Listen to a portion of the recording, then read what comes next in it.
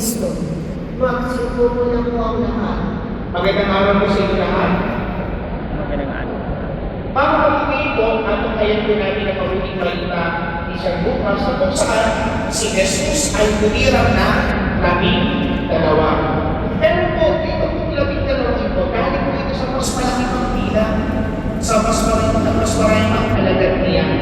Pero sino itong 12 ito?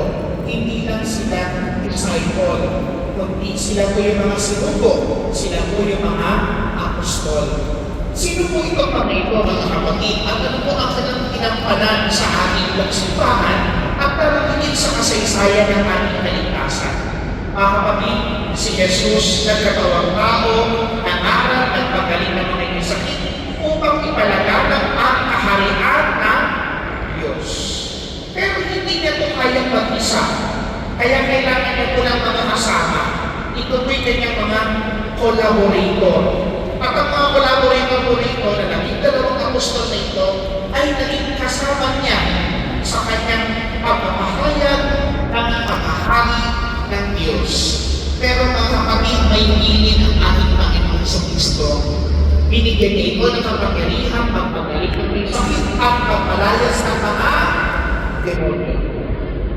Pinagbilinan niya na sila ay walang ibang aasahan, wala silang ibang dadalhin, insupot, lukputan, papalit na damit, itungkot o pagkakap. Bakit mga kapatid?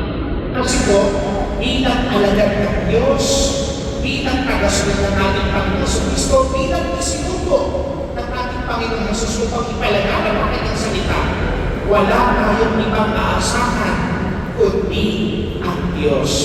Dependence on God alone.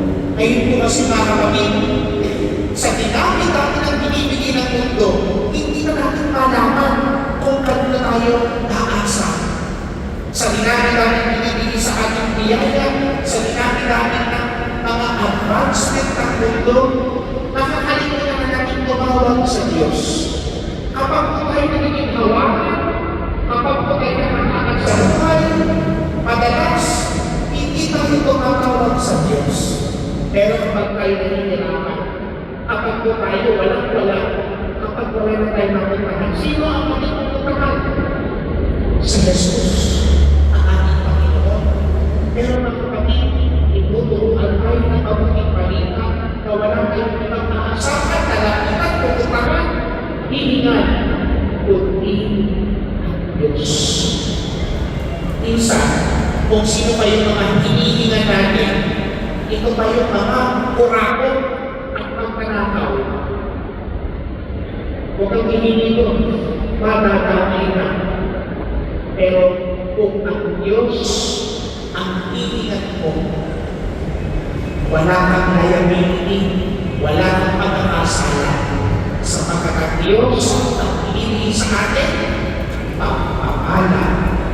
And yan, mga kapatid, ang mga taong umaasa sa Diyos.